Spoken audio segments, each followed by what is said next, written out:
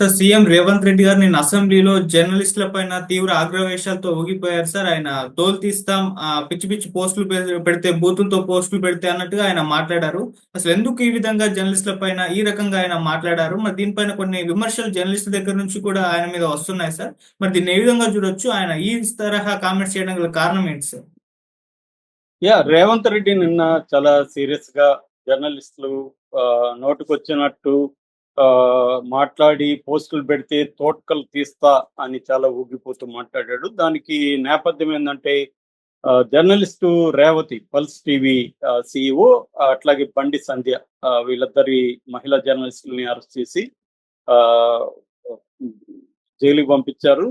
So ఈ నేపథ్యం చర్చకు వచ్చింది. ఇది బీఆర్ఎస్ వాళ్ళు ఇది చాలా ఘోరమైంది, ఇది ఎమర్జెన్సీ టైప్ రూల్ నడుస్తుంది కాంగ్రెస్ పార్టీది అని వాళ్ళు విమర్శలు చేశారు. దాంతో రేవంత్ రెడ్డి ఊగిపోతూ, ఆ బూతులు చూసారా మీరు, ఆ బూతులు ఎవరైనా వినగలరా, అటువంటివి నాకు ఎలా కడుపు మండుతుంది అవి చూస్తే, మా ఇంట్లో ఆడవాళ్ళని ఎలా తిట్టిస్తారా మీరు, ఇది కావాలనే బీఆర్ఎస్ కొంతమందిని ఆఫీసులో సెట్ చేసి వాళ్ళ దగ్గర బూతులు మాట్లాడించి అది రైతులు మాట్లాడినట్టు స్త్రీలు మాట్లాడినట్టు చేస్తున్నారు.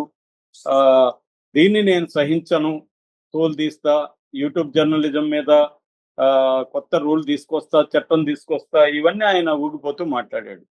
దానికి ప్రతిస్పందనగా బీఆర్ఎస్ వాళ్ళు రేవంత్ రెడ్డి ఈ 15 నెలల్లో ఎవరి నెలలో ఏమేమి మాట్లాడాడు బూతులు హైలైట్ చేస్తూ, ఈచ్ మంత్ బూతు హైలైట్ చేస్తూ వాళ్ళు తీసుకొచ్చారు. అందులో రేవంత్ రెడ్డి భాష కూడా ఇలాగే ఉంది. ఆయన ఆ రైతు మాట్లాడినంత బూతులు మాట్లాడకపోవచ్చు, కానీ ఆయన మాట్లాడిన భాష కూడా ఒక ముఖ్యమంత్రి ప్రతిపక్షాలని మాట్లాడే భాష కాదు.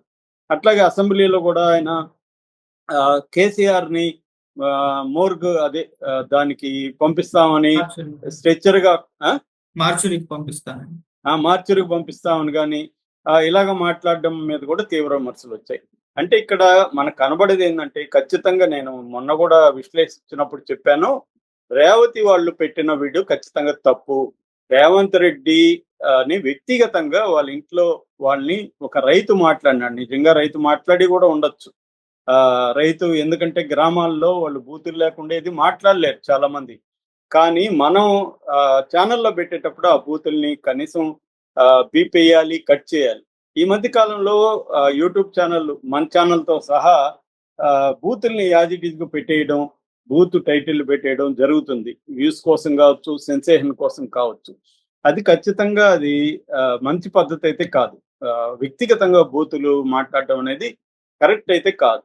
రేవంత్ రెడ్డిని విమర్శించవచ్చు, ఆయన హామీలు నెరవేర్చట్లేదని చెప్పొచ్చు. ఆయన కూడా ఒప్పుకుంటున్నాడు, నాకు ఇంత పరిస్థితి ఎలా ఉంటుందని తెలియదు, మేము హామీలు ఇచ్చేసాం, దానికి డబ్బు లేదని ఆయనే సొంతంగా ఆయనే చెప్తున్నాడు. కాబట్టి ఆయన విమర్శించడంలో తప్పు లేదు.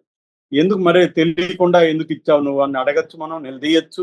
ప్రజల తరపున మీడియా చేయాల్సిన రోల్ ఏంటంటే ఎప్పుడైనా కూడా ప్రజల తరపున పనిచేయాలి. అట్లాగే ప్రభుత్వం ప్రజలకు ఏదైనా మంచి చేసినప్పుడు కూడా దాన్ని అప్రిసియేట్ చేయాలి. ఇప్పుడు రేవంత్ రెడ్డి కంప్లీట్ గా అతను ప్రజలకు బ్యాడ్ డే చేస్తున్నాడా, గుడ్డి చేయలేదా అంటే ఖచ్చితంగా చాలా విషయాల్లో ప్రజలకు అనుకూలమైన నిర్ణయాలు తీసుకున్నాడు. కొంత డెమోక్రటిక్ వాతావరణాన్ని కల్పించాడు. ప్రజాభవన్ లాంటి దాన్ని ఓపెన్ చేసి ప్రజావాణి పేరుతో every week 2 days Tuesday and Friday జరిపిస్తున్నాడు. తన ఉన్న పరిధిలో ఆయన ప్రజలకి చేస్తున్నాడు. సో ఎవరైనా ఏ ప్రభుత్వం అయినా కంప్లీట్ గా ప్రజలకి అన్యాయమే చేయడానికి ఉండరు. ఎందుకంటే మళ్ళీ వాళ్ళు గెలవాలి కదా, కనీసం వాళ్ళ కోసమైనా మంచి చేస్తారు. ఏ ప్రభుత్వాలైనా ఏ పార్టీలైనా ప్రజలకు మంచి చేయడానికి కొంతవరకు ట్రై చేస్తారు. కానీ ఇప్పుడు ఏమైందంటే ఎలక్షన్లలో కంటే లేకపోతే గెలవ చంద్రబాబుకు తెలియదా ఖజానా పరిస్థితికి ఎలా ఉన్నాడా, ఆయన 40 ఏళ్ళు వస్తాయి, నెలకి ఎంత వస్తుంది, దీంట్లో దేనికి ఎంత ఖర్చు అనేది మామూలు మనలాంటి జర్నలిస్టులుగా తెలిసినప్పుడు 20 ఏళ్లుగా తల పండిన రాజకీయ నాయకులకి రేవంత్ రెడ్డి తెలీదా? తెలుసు. కానీ తప్పలేదు వాళ్ళకి. ఎందుకంటే కాంగ్రెస్ పాలసీ అది 6 గ్యారంటీలతో అక్కడ గెలిచింది కాబట్టి అదే దాన్ని ఇక్కడ మోడల్ని రిప్లికేట్ చేశారు. సో ఇప్పుడు అది ఇవ్వలేదు కాబట్టి బీఆర్ఎస్ ప్రజల తరపున ఖచ్చితంగా పోరాటంలో తప్పు లేదు. కానీ బీఆర్ఎస్ కూడా ఏం చేస్తుందంటే సోషల్ మీడియా హ్యాండిల్స్ రకరకాలు పెట్టేసి బూతులు తిట్టించడం, పర్సనల్ గా అటాక్స్ చేయడం అవి చేస్తుంది. అది రాంగ్. సో ఆ మేరకు ఖచ్చితంగా జర్నలిస్టులు కూడా కొంత తమను తాము మార్చుకోవాల్సిన అవసరం అయితే ఉంది, ఇక్కడైనా అక్కడైనా. ఇక రెండో యాంగిల్, కేవలం ప్రతిపక్షాలే ఇలాగ మాట్లాడుతున్నాయా? కాంగ్రెస్ పార్టీకి సంబంధించిన మీడియా మాట్లాడలేదా? ఆయన పొన్నం ప్రభాకర్ మాట్లాడుతూ కాంగ్రెస్ పార్టీకి మీడియానే లేదన్నాడు. అది అబద్ధం. బిగ్ టీవీ ఎవరిది? బిగ్ టీవీ రేవంత్ రెడ్డి వాళ్ళది. అది ఎవరికైనా చిన్నపిల్లోడికి చూసినా అర్థమైపోతుంది. ఇవాళ ఏ ఛానల్ ఎవరిదని పిల్లవాడు కూడా చెప్తాడు. 2 సార్లు చూస్తే ఆ న్యూస్ టైటిల్స్ చూస్తేనే చెప్పేయచ్చు. ఒకే ఒక టైటిల్ చూసి నేను చెప్తా, నాకు ఛానల్ పేరు ఇవ్వద్దు, పేపర్ పేరు ఇవ్వద్దు, టైటిల్ తీసుకురా నా దగ్గరికి, నేను అది ఎవరిదని చెప్పేస్తాను. ఎందుకంటే ఇవాళ మనం టైటిల్ చూసి చెప్పేయచ్చు. సో అలా ఆ పరిస్థితుల్లో పోలరైజ్డ్ వచ్చింది.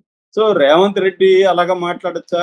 రేవంత్ రెడ్డికి సంబంధించిన కాంగ్రెస్ పార్టీకి సంబంధించిన మీడియా అలాగా మాట్లాడచ్చా అనేది వీళ్ళు కూడా చెక్ చేసుకోవాలి. నీతులు చెప్పి ఎదుటోడికి నీతులు చెప్పుతామంటే కుదరదు. కాబట్టి రేవంత్ రెడ్డి కూడా ఆలోచించాల్సింది ఏంటంటే, ఇక్కడ బీఆర్ఎస్ కాంగ్రెస్ ఉండదు, ప్రజలు ఉంటారు. ఇద్దరికీ సంబంధం లేని ప్రజలు చాలా మంది ఉంటారు. రేవంత్ రెడ్డిని లేకపోతే కాంగ్రెస్ నమ్మి ఓట్లేసిన ప్రజలు ఉంటారు. వాళ్ళు గమనిస్తుంటారు రేవంత్ రెడ్డి పని విధానం ఎలా ఉంది, ఆయన భాష ఎలా ఉంది, ఆయన వ్యవహారం ఎలా ఉంది అనేది వాళ్ళు కూడా గమనిస్తుంటారు. సో ఒక సామెత ఉంది, నేను శత్రువుని కొడితే శత్రువుకే దెబ్బ తగలాలి, ఒక రాయి శత్రువు మీద విసిరేస్తే ఆ రాయి శత్రువుకి తగలాలి కానీ ప్రజలకు తగలకూడదు. అప్పుడు నా స్ట్రాటజీ కరెక్ట్ అయినట్టు. అట్లాగే శత్రువు మన మీద విసిరేస్తే ప్రజలకి తగలాలి కానీ నాకు తగలకూడదు. ఇది డెమోక్రసీలో చూసుకోవాలి. అలాగే రేవంత్ రెడ్డి కొట్టే దెబ్బ బీఆర్ఎస్ కి తగలాలి కానీ మొత్తం జర్నలిస్టులకి మొత్తం ప్రజలకి తగిలితే రేపు పొద్దున మొత్తం జర్నలిస్టులు ఒకవేళ ఇప్పుడు భయపడి కేసులు పెడతారని మాట్లాడకపోవచ్చు, కానీ రేపు సమయం చూసుకొని ఎలక్షన్ టైంలో రేవంత్ రెడ్డి మీద కమ్ముకుంటారు. అది రేవంత్ రెడ్డి కూడా ఆలోచించాలి.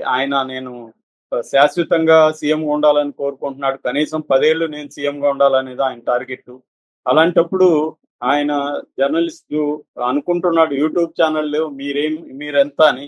యూట్యూబ్ ఛానల్ అంత తక్కువ అంచనా వేయకూడదు, సోషల్ మీడియాని తక్కువ అంచనా వేయకూడదు. రేవంత్ రెడ్డి అధికారంలోకి రావడానికి కూడా సోషల్ మీడియా యూట్యూబ్ ఛానళ్ళు పనికొచ్చాయి. బీఆర్ఎస్ కూడా అప్పుడు ఇదే రేవంత్ని బీఆర్ఎస్ అరెస్ట్ చేయలేదా, జైల్లో పెట్టలేదా? ఇవాళ ఆమెను దీంట్లోకి అకౌంట్ లేదు, బీఆర్ఎస్ అకౌంట్లోకి వేసేస్తున్నారు. కానీ ఆమె సిన్సియర్ జర్నలిస్ట్ గా 22 ఏళ్ల పాటు ఆమె అనేక మాధ్యమాల్లో పనిచేసిన ఆమె ఏదో ఇప్పటికిప్పుడు యూట్యూబ్ ఛానల్ పెట్టుకొని రాలేదు. కానీ ఆ వీడియో ఆమె పెట్టడం ఖచ్చితంగా జర్నలిస్ట్ ప్రమాణాలకి, వృత్తి ప్రమాణాలకి భిన్నంగా అయింది. అది కూడని వీడియో ఖచ్చితంగా. సో ఆమె పెట్టడం అయితే తప్పే. కానీ ఆ తప్పుకి తగిన సెక్షన్లో పెట్టకుండా ఆమెను 111 BNS పెట్టి ఒక క్రిమినల్ సిండికేట్ లో ఆమె ఉన్నట్టుగా కేసు పెట్టడం కూడా రేవంత్ రెడ్డి ప్రభుత్వానికి కరెక్ట్ కాదు. రేవంత్ రెడ్డికి కోపం ఉండొచ్చు, కానీ కోపం మన వ్యక్తిగత కోపం ఉన్నంత మాత్రాన నేను చట్టాలను ఉల్లంఘిస్తానని ఒక ముఖ్యమంత్రి స్థాయి వ్యక్తి అనుకుంటే తప్పు అవుతుంది. ఆయన చట్టాలని కాపాడాల్సిన బాధ్యత ముఖ్యమంత్రులకి ఎక్కువగా ఉంటది. ఎందుకంటే ఆయన కదా ప్రభుత్వం అధిపతి. ప్రభుత్వం అధిపతి చట్టాలని నేను గౌరవించను అన్నప్పుడు ప్రజలు ఎందుకు గౌరవిస్తారు? కాబట్టి అరాచకం నెలకొనే అవకాశం ఉంది. మీ ఫ్రస్ట్రేషన్ బీఆర్ఎస్ మీద ఉండొచ్చు, కానీ ప్రజల మీద, జర్నలిస్టుల మీద ఉండొద్దు. జర్నలిస్టులు రేవంత్ రెడ్డికి కూడా హెల్ప్ చేసిన వాళ్ళు ఉన్నారు, ఇప్పటికి కూడా హెల్ప్ చేస్తా ఉన్నారు. కాబట్టి ఇంకా మన లాంటి వాళ్ళైతే ఎక్కడ మన టాపిక్ వైజ్ మాట్లాడతాం, ఎక్కడ ఇష్యూ ఉంటే అక్కడ తప్పని చెప్తాం. సో మనలాంటి వాళ్ళు చాలా మంది ఉన్నారు జర్నలిస్టులు. ఇవాళ ఏ పార్టీకి చెందని జర్నలిస్టులు గోల్డ్ మంది ఉన్నారు, యూట్యూబర్స్ గోల్డ్ మంది ఉన్నారు. వాళ్ళని కూడా దృష్టిలో పెట్టుకోవాలి తప్ప అందరి జర్నలిస్టులను అలా మాట్లాడడం కూడా కరెక్ట్ కాదు.